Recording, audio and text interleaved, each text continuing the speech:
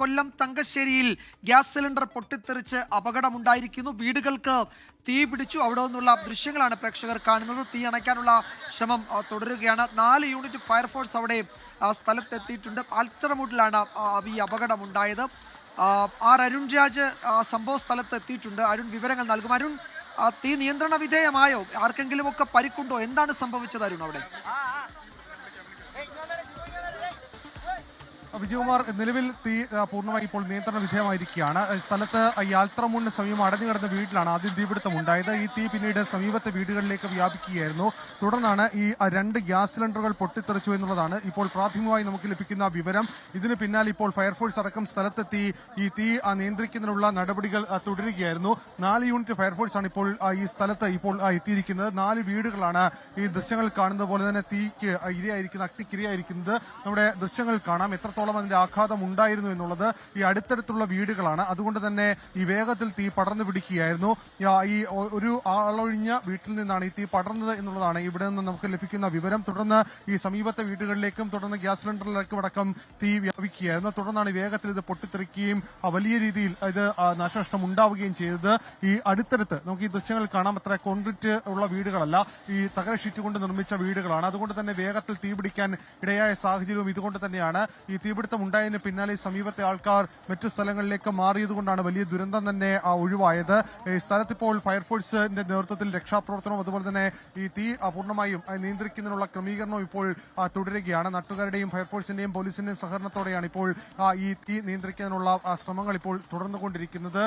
ഈ മെയിൻ റോഡിൽ നിന്ന് കുറച്ച് താഴേക്ക് ഇറങ്ങി വരുന്ന ഭാഗമാണ്, അൽത്തറമൂടിന്റെ ഈ മെയിൻ റോഡിൽ നിന്ന് കുറച്ച് താഴേക്ക് ഇറങ്ങി വരുന്ന ഭാഗമാണ്. ഇപ്പോൾ നേരത്തെ ഉണ്ടായിരുന്ന ഒരു ആശങ്ക അത് പൂർണ്ണമായി ഇപ്പോൾ പരിഹരിക്കാൻ കഴിഞ്ഞു എന്നുള്ളതാണ്. കാരണം ഏതെങ്കിലും തരത്തിൽ മറ്റ് സ്ഥലങ്ങളിലേക്ക് തീ വ്യാപിക്കാതിരിക്കാനുള്ള എല്ലാ മുൻകരുതലും ഫയർഫോഴ്സ് ഇപ്പോൾ സ്വീകരിക്കുകയും ചെയ്തിട്ടുണ്ട്. നമ്മുടെ ദൃശ്യങ്ങൾ കാണുന്നത് പോലെ തന്നെ ഫയർഫോഴ്സിന്റെ വിവിധ സ്ഥലങ്ങളിൽ നിന്നുള്ള യൂണിറ്റ് സ്ഥലത്തെത്തിയാണ് ഇപ്പോൾ ഈ രക്ഷാപ്രവർത്തനം അതുപോലെ തന്നെ തീ നിയന്ത്രണ വിധേയമാക്കാനുള്ള പ്രവർത്തനങ്ങളടക്കം ഇപ്പോൾ നടത്തിക്കൊണ്ടിരിക്കുന്നത്. ഈ സമീപത്തെ വീടുകളിലേക്ക് ഏതെങ്കിലും തരത്തിൽ ഇനിയും തുടർന്ന് രാത്രി അടക്കമുള്ള സാഹചര്യം അവിടെ ആ വീട്ടിലുണ്ടായിരുന്ന ആളുകളൊക്കെ എവിടെയാണ്? ആർക്കും അപകടമൊന്നുമില്ലല്ലോ, എല്ലാവരും സുരക്ഷിതരാണല്ലോ അല്ലേ?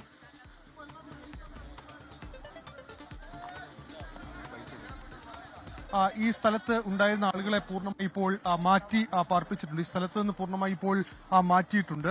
നമുക്ക് ഈ ദൃശ്യങ്ങളിൽ കാണുന്നത് പോലെ തന്നെ ഈ സമീപത്തെ സ്ഥലത്തിൽ നിന്ന് മറ്റിടങ്ങളിലേക്കടക്കം കൊണ്ടുപോയി എന്നുള്ളതാണ് നമുക്ക് മനസ്സിലാക്കാൻ കഴിയുന്നത്. ഇതിൽ ഇപ്പോൾ ഈ സ്ഥലത്ത് ഇപ്പോൾ പോലീസിന്റെയും അതുപോലെ തന്നെ ആംബുലൻസിന്റെയും അടക്കം സേവനം ഇപ്പോൾ സ്ഥലത്ത് ലഭ്യമാക്കിയിട്ടുണ്ട്. നമുക്ക് ഈ സ്ഥലത്ത് ഇപ്പോൾ നാട്ടുകാരടക്കം എപ്പോഴത്തേക്ക് അവിടെ സംഭവം ഉണ്ടായെന്ന് അറിയാൻ ചേട്ടാ? അറിയില്ല, ഇപ്പൊ ഞാൻ ഇങ്ങോട്ട് വന്നു.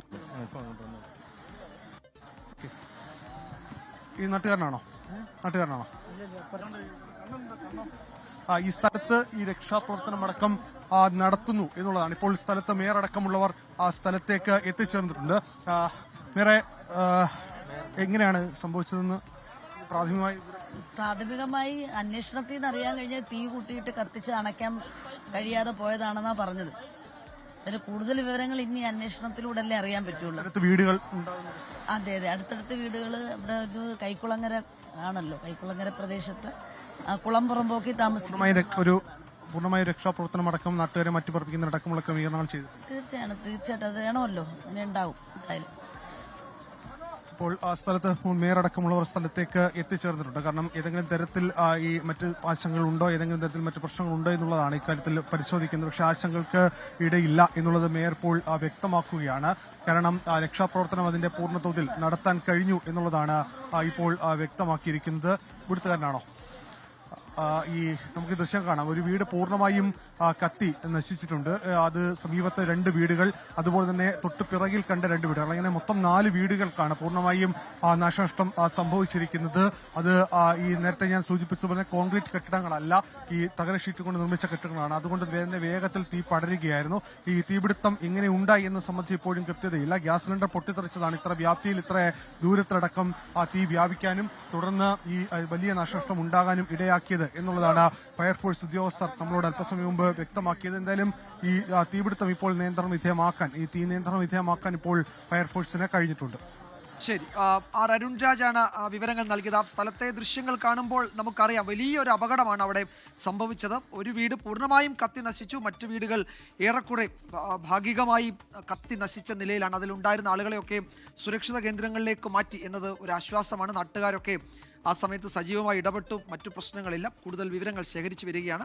ലോകത്തെവിടെയായാലും ഏത് സമയത്തും 24 വാർത്തകളും ഓഗ്മെന്റഡ് റിയാലിറ്റി പാക്കേജുകളും എക്സ്പ്ലെയിനറുകളും വിശദമായി കാണാൻ ഞങ്ങളുടെ യൂട്യൂബ് ചാനൽ നിങ്ങൾക്ക് സബ്സ്ക്രൈബ് ചെയ്യാം.